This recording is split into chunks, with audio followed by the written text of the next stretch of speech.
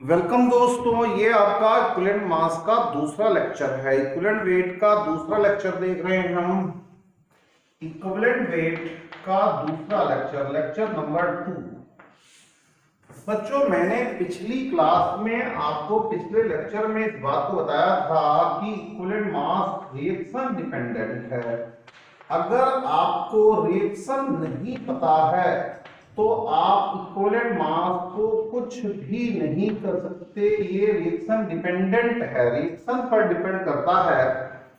फिर दोबारा से देखिए, इक्विवेलेंट मास रिएक्शन डिपेंडेंट है।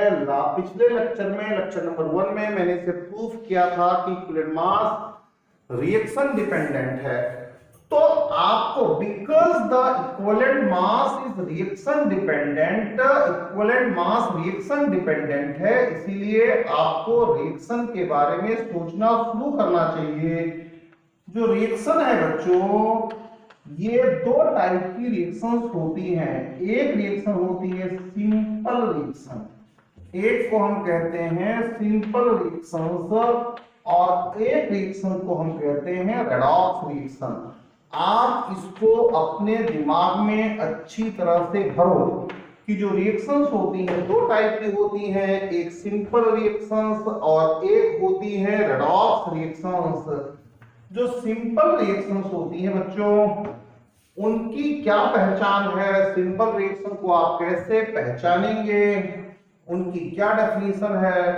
सिंपल रिएक्शन में ऑक्सीडेशन नंबर पर एटम, इस पर एटम को बार बार आप अंडरलाइन कर लो। ऑक्सीडेशन नंबर पर एटम रिमेन्स कांस्टेंट, ये बिल्कुल कहीं से कहीं तक कोई दिक्कत नहीं है, ये कांस्टेंट बनी रहती है, इसमें चेंज नहीं होता है। और रेडॉक्स रिएक्शन में ऑक्सीडेशन नंबर पर एटम, मैं दोबारा कह रहा हूं, इस पर एटम को आप अंडरलाइन कर लो। तो ऑक्सीडेशन नंबर पर एटम चेंजेस, ये पक्का चेंज होती है, कहीं से कहीं तक दो राय नहीं है। तो फिर दोबारा से देखो, इक्विवेलेंट मास रिएक्शन डिपेंडेंट है। पहली बात ये दिमाग में फिक्स कर लो, रिएक्शन दो ही टाइप की होती है, एक सिंपल रिएक्शन और एक रेडॉक्स रिएक्शन। सिंपल रिएक्शन की बहुत छोटी पहचान है कि ऑक्सीडेशन नंबर पर एटम, बस इसको ध्यान रखना है, पर एटम, ये पर एटम कांस्टेंट बना रहेगा। और रेडॉक्स की सीधी पहचान है कि इसमें ऑक्सीडेशन नंबर पर एटम, इस पर बार बार मैं जोर ज्यादा डालता हूं, ये पर एटम चेंज होता रहता है। तो मेरे बच्चों, अब हम सिंपल रिएक्शंस के एग्जाम्पल देखते हैं। सिंपल रिएक्शन में क्या होता है, यहां पर मैं छोटा सा एग्जाम्पल लिख देता हूं। NaOH प्लस HCl, ये प्रोड्यूस करेगा NaCl प्लस H2। अब इसमें देखो बच्चों, यहां पर सोडियम की ऑक्सीडेशन स्टेट +1 है, तो यहां पर भी सोडियम की ऑक्सीडेशन स्टेट पर एटम +1 है। यहां पर ऑक्सीजन के लिए -2 है, तो यहां पर भी ऑक्सीजन के लिए -2 है। यहां पर हाइड्रोजन के लिए +1 है, यहां पर हाइड्रोजन के लिए +1 है, तो यहां पर भी हाइड्रोजन के लिए पर एटम, बस इस बात को ध्यान में रखिए, पर एटम +1 है। यहां पर क्लोरीन के लिए -1 है, तो यहां पर क्लोरीन के लिए -1 है। पर एटम ऑक्सीडेशन नंबर में कोई चेंज नहीं होगा। अगर पर एटम ऑक्सीडेशन नंबर में कोई चेंज नहीं होता है तो वो रिएक्शन सिंपल होती है। और अगर पर एटम चेंज हो जाता है तो फिर वो रिएक्शन सिंपल नहीं रह जाती है। जैसे कि आपको बताऊं, SnCl2 प्लस FeCl3, ये चेंज होता है SnCl4 प्लस FeCl2 में। तो यहां पर देखो बच्चों, यहां पर इसका Sn की ऑक्सीडेशन स्टेट +2 है, और यहां पर अगर आप निकालेंगे Sn की ऑक्सीडेशन स्टेट +4 आएगी, यहां पर Fe की ऑक्सीडेशन स्टेट +3 है, और अगर राइट साइड में निकालोगे तो ये +2 आएगी। क्लोरीन के लिए यहां पर -1 है, और यहां पर भी पर एटम है। बार बार इस बात को कह रहा हूं, पर एटम, तो पर एटम को याद रखिए कि पर एटम ही देखना है। यहां पर -1 है तो यहां पर भी -1 है। तो इस तरीके से रिएक्शंस दो टाइप की हो गई, एक सिंपल और एक रेडॉक्स। ये हम इसलिए सीख रहे हैं कि इक्विवेलेंट वेट रिएक्शन डिपेंडेंट है। ये लेक्चर नंबर 1 में मैं आपके दिमाग में भर चुका हूं कि ये रिएक्शन डिपेंडेंट होता है इक्विवेलेंट मास। चलिए बच्चों, अब हम सिंपल रिएक्शन के लिए, जो सिंपल रिएक्शन होती है उस सिंपल रिएक्शन के लिए फॉर्मूला डिजाइन करते हैं। सिंपल रिएक्शन के लिए इक्विवेलेंट मास को कैसे निकाला जाए। तो जब हम सिंपल रिएक्शन के लिए इक्विवेलेंट मास, इक्विवेलेंट वेट की बात करते हैं तो ये आता है मोलर मास और डिवाइडेड बाय, ध्यान दीजिए अच्छी तरीके से, बहुत बहुत बहुत इंपॉर्टेंट है, अच्छी तरीके से ध्यान दीजिए कि डिवाइडेड बाय मोलर मास को किससे डिवाइड करेंगे।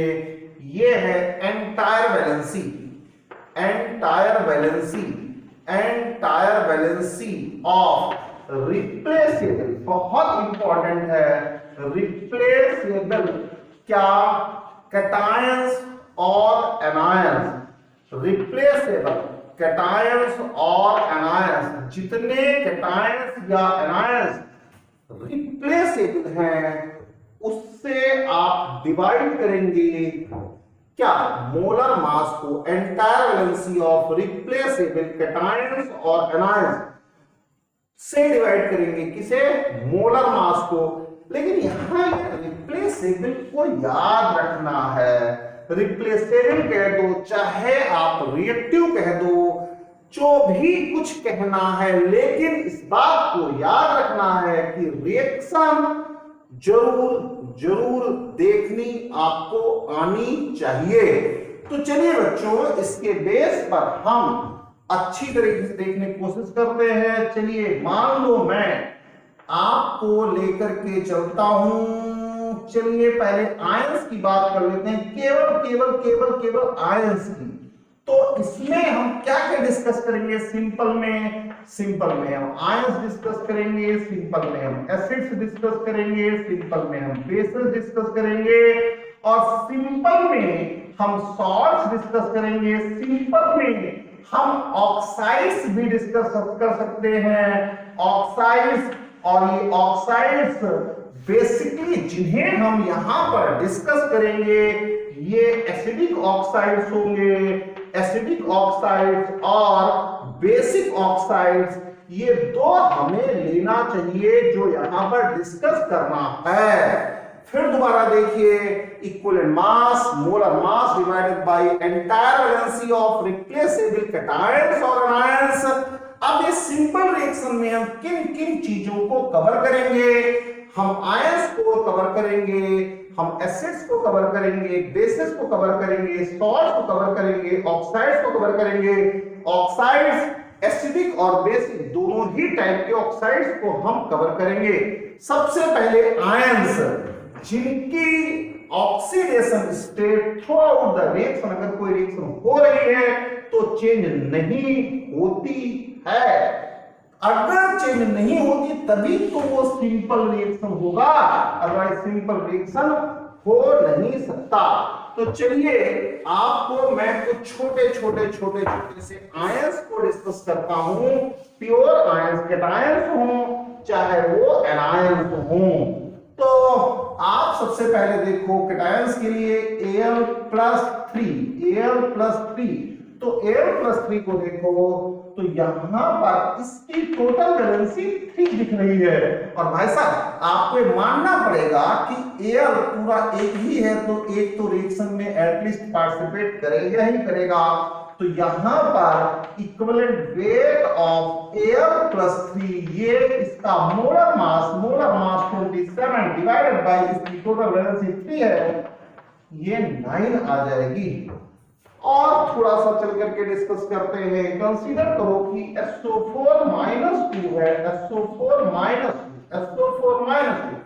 इसका इक्विवेलेंट वेट आप देखो, मोलर मास 32 प्लस 64, ये 96 आएगा, डिवाइडेड बाय 2, ये 48 आ जाएगा।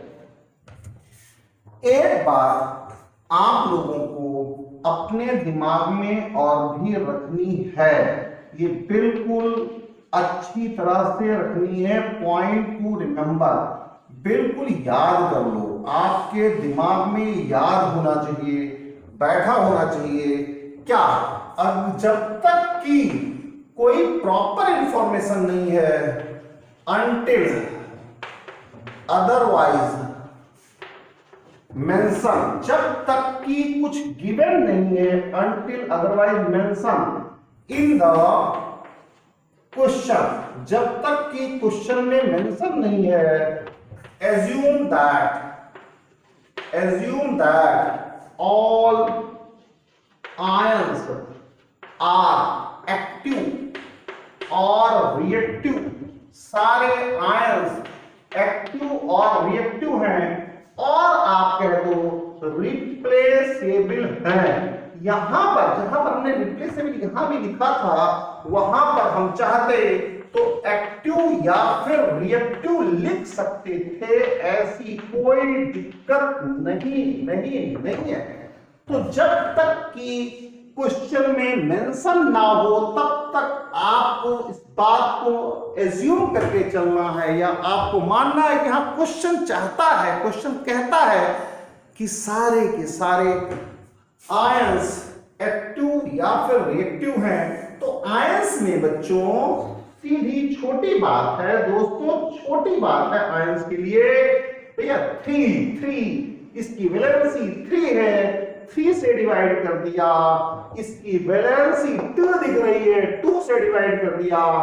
अब छोटे छोटे कुछ और एग्जांपल्स भी हम ले सकते हैं, जैसे कि CO3-2 कार्बोनेट को देखो, कार्बोनेट को, तो इसका इक्विवेलेंट वेट क्या होगा भाई, इसका मोलर मास 12 प्लस 48 60 हो गया, डिवाइडेड बाय 2, ये 30 आ जाएगा, ये 30 आ जाएगा।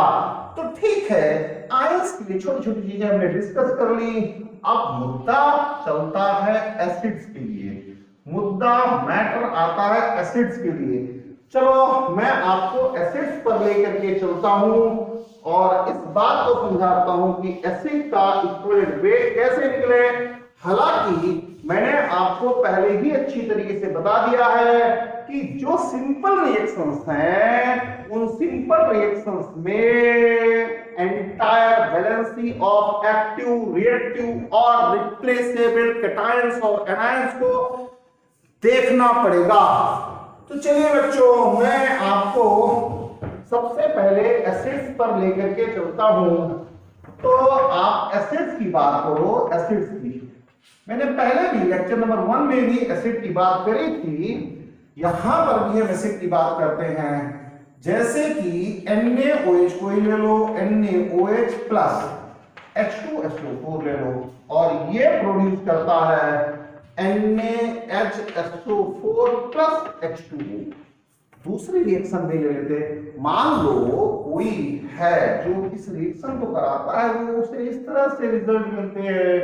मान लो कि ठीक है, राम इस रिएक्शन को इस तरीके से कराकर चलता है, इस तरह से रिजल्ट मिलते हैं, और जो श्याम है वो कुछ और तरह से रिएक्शन से हो सकता है कुछ डिफरेंट रिजल्ट मिले। तो दो अलग अलग बंदे हैं, दोनों को अलग अलग रिजल्ट मिल सकते हैं। जैसे 2NaOH प्लस H2SO4 ये प्रोड्यूस कर रहा है Na2SO4 प्लस 2H2O। राम को ऐसा रिजल्ट मिला, शाम को ऐसा रिजल्ट मिला, दिक्कत क्या है भाई? हम देखते हैं कि अब यहां पर जो H2SO4 है, H2SO4 के कितने H काम कर रहे हैं, कितने H रिएक्टिव हैं, कितने H एक्टिव हैं और कितने निकलने हैं जो काम नहीं कर रहे हैं, रिप्लेसेबल नहीं है। तो बच्चों देखो, इसको आप देखो HSO4 को देखो, तो HSO4 के साथ एक H लगा हुआ है, अभी भी लगा हुआ है। इसे तोड़ोगे आप तो ये Na प्लस और HSO4 माइनस इस तरीके से बनता है। Na प्लस और HSO4 माइनस इस तरीके से दिखता है आपको NaHSO4। इसका मतलब ये है कि यहां पर जब ये टूटा होगा तो H प्लस और HSO4 में टूटा होगा और उसके बाद इस OH ने इस H से रिएक्शन करी होगी और यहां पर H2O बना दिया होगा। इसका मतलब है कि केवल एक H रिएक्टिव है, बाकी जो दूसरा H है वो निठल्ला पड़ा हुआ है, ये तो इसी के साथ रहना चाहता है, ये नहीं इससे निकलना चाहता है। केवल एक H ही रिप्लेसेबल है, यही रिप्लेसेबल है, यही काम करता है, ये इसके साथ ही चिपका हुआ है। तो रिप्लेसेबल तो एक ही है ना, आपको पता चला रिप्लेसेबल तो एक ही है ना। एक H ने एक OH से रिएक्शन करी और एक H2O बना दिया, एक ही तो H2O बन रहा है। वैसे भी आप देखो तो H प्लस और OH माइनस बनाएगा H2O, ये बिल्कुल स्टैंडर्ड है। अगर आपको एक H2O दिख रहा है तो इसका मतलब है एक H और एक OH ने मिलकर के एक H2O बनाया होगा। यहाँ पर एक ही H2O है, यहाँ पर एक ही OH है, इसका मतलब ये है कि H2SO4 का एक ही H रिएक्शन में पार्टिसिपेट करता है, बाकी नहीं करता। अब आप देखिए क्योंकि रिएक्शन गिवन है भाई, जब तक रिएक्शन गिवन है तब तक उसी के अकॉर्डिंग को काम करना पड़ेगा। तो इक्विवेलेंट वेट ऑफ H2SO4 ये आएगा molar mass 98 divided by entire valency of replaceable cations. तो entire valency of replaceable cations 1 आ रही है भाई, तो 98 आ जाएगा, दिक्कत कुछ नहीं है। इसमें देखो ये 2H इस 2OH के साथ रिएक्शन करके और यहां पर 2H2O बना रहे हैं। 2H ने 2 या 2OH, पहले यहां NaOH लिखा है इसे लिख दो, 2OH ने 2H के साथ रिएक्शन करी और बना दिया 2H2O। इसका मतलब है बच्चों कि जब ये टूटा होगा तो उस कंडीशन में 2H और SO4 माइनस 2 बना होगा, यहां 2H और SO4 माइनस 2 बना होगा।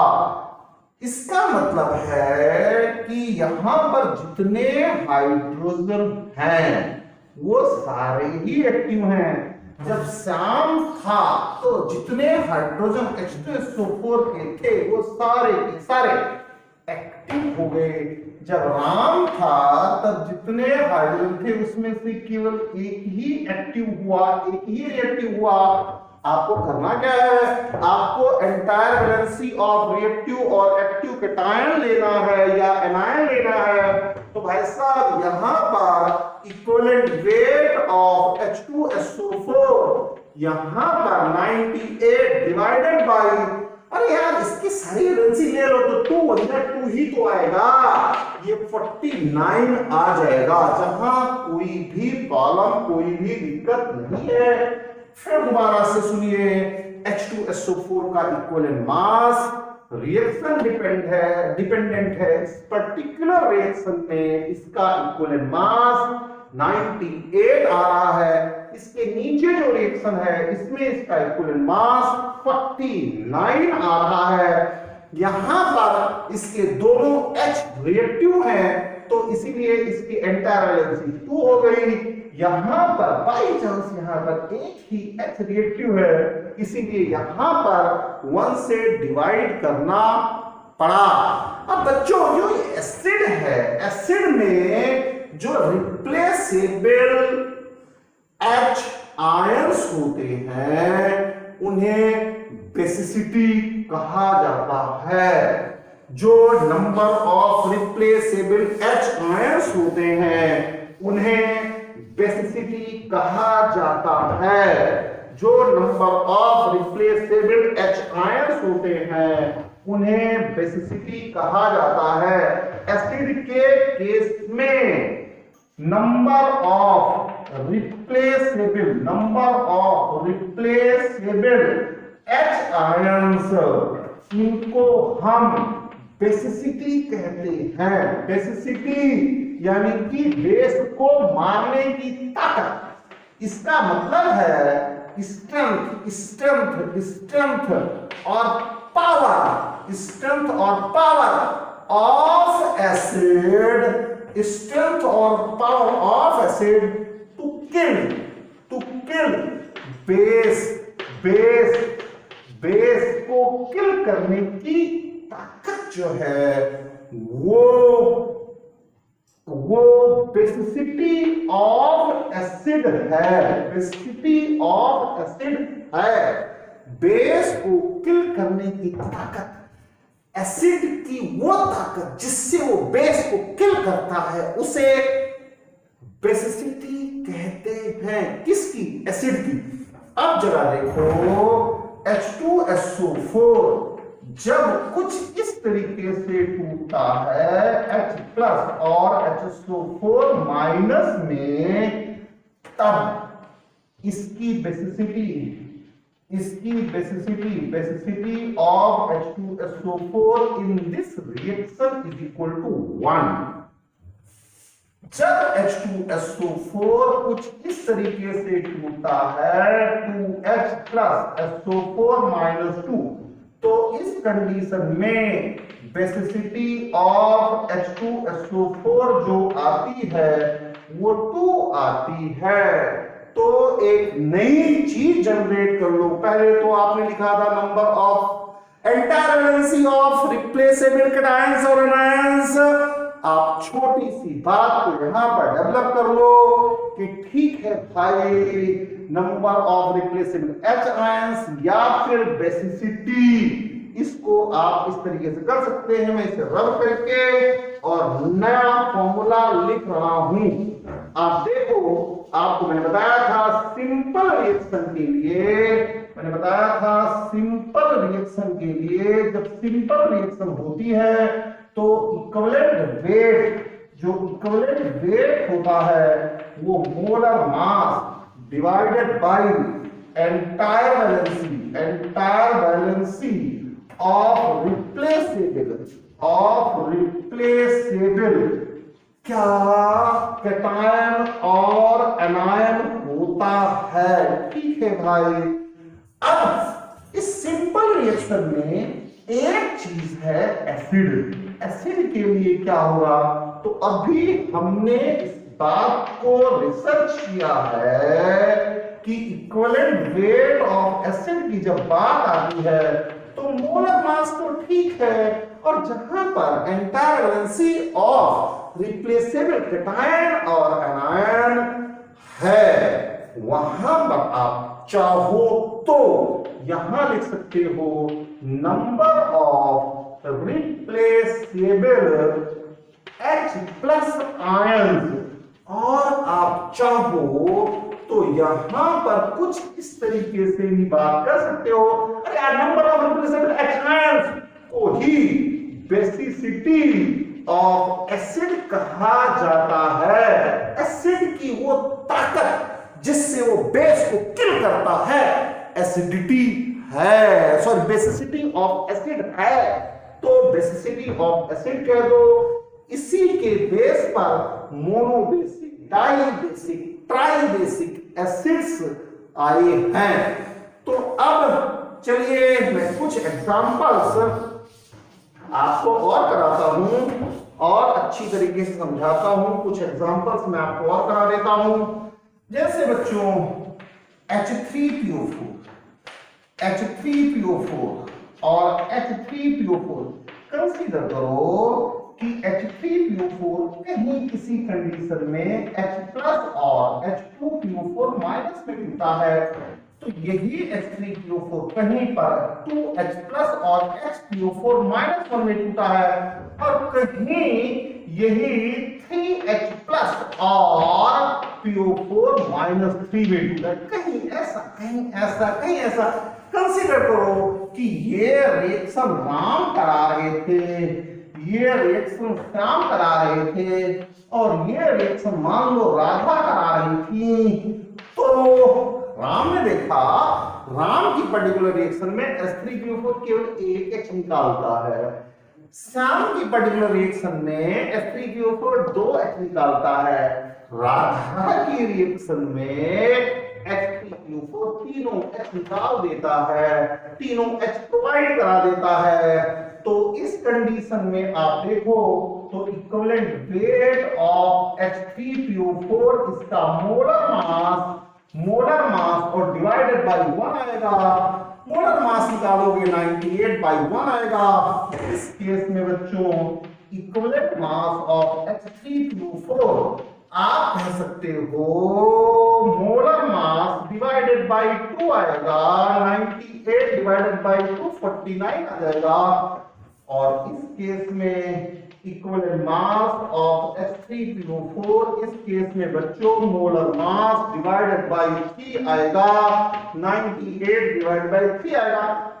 यहां पर कह सकते हो कि बेसिसिटी ऑफ H3PO4 इस केस में जो ये शो कर रहा है, बेसिसिटी को 1 शो कर रहा है, इस केस में कह सकते हो कि बेसिसिटी ऑफ H3PO4 इस कंडीशन में कह सकते हो 2 है, और यहां कह सकते हो कि जो बेसिसिटी है ऑफ H3PO4 नहीं शो करता भाई, नहीं देता है, कुछ कंडीशन ऐसी है नहीं देता, तो क्या कर लोगे यार, तो यहां पर 3 हो जाएगी।